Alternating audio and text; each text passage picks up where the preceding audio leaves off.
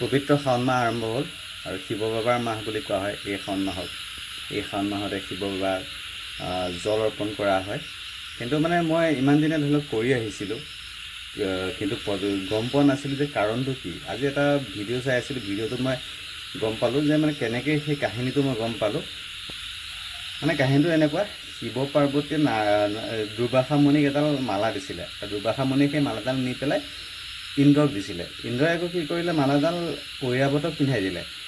মালাডালত মানে ইমান বেছি সুগন্ধি আছিলে যে মানে গোটেই মাখি চাখিবিলাক আহি পেলাই তাত, মৌ-মাখি আহি পেলাই মানে তাত পৰিবলৈ ল'লে।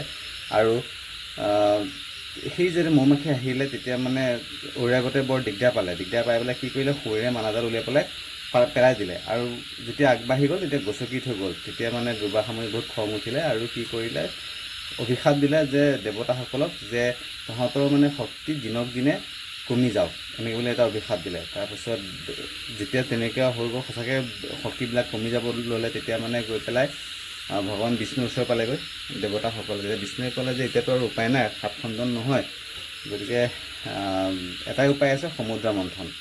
কথাটো হ'ল কি, সমুদ্ৰ মন্থনত মানে কি, যিখিনি বস্তু ওলাব সেই সমুদ্ৰ মন্থনৰ বস্তুখিনিৰ পৰাহে তেওঁলোকৰ শক্তি পুনৰ উদ্ধাৰ হ'ব। কিন্তু কথাটো হ'ল কি, বাসুকী নাগক যেনিবা মন্থন জৰি কৰিবই, কিন্তু অকলে মানে দেৱতাসকলৰ ইমানখিনিও মানে ইমানেই শক্তিহীন হৈ গৈছিল যে দেৱতাসকলে মানে অকলে নোৱাৰে, যাৰ কাৰণে অসুৰৰ সহায় ল'ব লগা হৈছিলে। আৰু অসুৰসকলে কিবাকৈ বুজাই বঢ়াই পেলাই সমুদ্ৰ মন্থন কৰিবলৈ ল'লে। তাৰপাছত সমুদ্ৰ মন্থনত প্ৰথমেই ওলালে বিষ, আৰু সেই বিষটো মানে এনেকুৱা ভয়ংকৰ বিষ আছিল যে গোটেই পৃথিৱীখনক এফালৰ পৰা ধ্বংস কৰিবলৈ মানে প্ৰায় ধ্বংস কৰাৰ পথত গৈ আছিলে। তাৰপিছত এতিয়াতো কথাটো হ'ল কি, দেৱতাসকলে বিমূৰত পৰিছে, অসুৰসকলে বিমূৰত পৰিছে যে এনেকৈ হ'লেতো গোটেই পৃথিৱী ধ্বংস হ'ব। গতিকে তেওঁলোকে কাৰ ওচৰত যাব? তেওঁলোকে তিনিজনৰ ওচৰত যায়, ব্ৰহ্মা, বিষ্ণু, মহেশ্বৰ। প্ৰথম কথা হ'ল, বিষ্ণু আছিলে মানে কুৰ্মৰ ৰূপত, একদম তলত তেওঁ কুৰ্মৰ ৰূপত আছে। গতিকে বিষ্ণুক মাতিটো লাভ নাই। ব্ৰহ্মা ওচৰলৈ গ'ল। ব্ৰহ্মাই অলৰেডি মানে সেই বিষৰ প্ৰভাৱত ব্ৰহ্মাও মানে তাৰ প্ৰভাৱ পৰিছিলে প্ৰায়। ব্ৰহ্মা মানে অলপমান অৱস্থা বেয়াই হৈ গৈছিলে। তথাপিও মানে দেৱতাসকলে সুধিলে যে এতিয়া আমি কি কৰোঁ? তেতিয়া ব্ৰহ্মাই ক'লে যে একমাত্ৰ এজনেই আছে, মহাদেৱ। দেৱতাসকল মহাদেৱৰ ওচৰ পালেগৈ। মহাদেৱে মানে কথাটো শুনিয়ে লগে লগে তেওঁ গিলি দিলে সেই বিষখিনি। তাৰপাছত মহাদেৱে তেতিয়া অনুভৱ কৰিলে যে এইখিনি যদি মোৰ পেটলৈ যাওঁ তেতিয়াহ'লে মোৰ কাৰণেও দিগদাৰ হ'ব, আৰু যদি মই উলিয়াই দিওঁ তেতিয়াহ'লে পৃথিৱীৰ কাৰণেও দিগদাৰ হ'ব। তেতিয়া তেওঁ কি কৰিলে, ডিঙিত ৰাখি থ'লে। আৰু সেইকাৰণে মহাদেৱক কোৱা হয় নীলকণ্ঠ।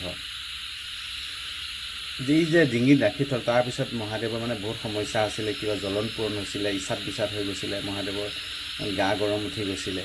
তেতিয়া যিহেতু সাগৰ ওচৰতে আছিলে, তেতিয়া মানে দেৱতাসকল আৰু অসুৰবিলাক চবেই মিলি পেলাই মানে মহাদেৱৰ ওপৰত পানী ঢালিব ল'লে সেই ঠাণ্ডা কৰিবৰ কাৰণে। মানে সেই যে জল দিব ল'লে, আৰু সেইটোৱে পৰ্ব আৰম্ভ হ'ল যে মানে যিটো মানে আমাৰ ব'ল বমত সেইটো কৰে যে এটা পবিত্ৰ স্থানৰ পৰা নি পেলাই মানে শিৱলিংগত পানী ঢালে। সেইটোৱে মেইন উদ্দেশ্য আৰু আৰম্ভণি মই ভিডিঅ'টোত পোৱা মতেদি। এয়াই হ'ল মহাদেৱৰ লীলা। গতিকে সকলোৱে পবিত্ৰ শাওণ মাহত মহাদেৱক অন্তৰৰ পৰা আৰাধনা কৰক, আৰু মহাদেৱৰ দৰে সমাজৰ ভালৰ কাৰণে চিন্তা কৰক। যদি মহাদেৱক আৰাধনা কৰি পেলাই বেলেগক যদি বেয়া পায়, বেলেগক হিংসা কৰে, তেতিয়াহ'লে কেতিয়াও মহাদেৱৰ প্ৰকৃত ভক্ত হ'ব নোৱাৰে। ওম নমঃ শিৱায়।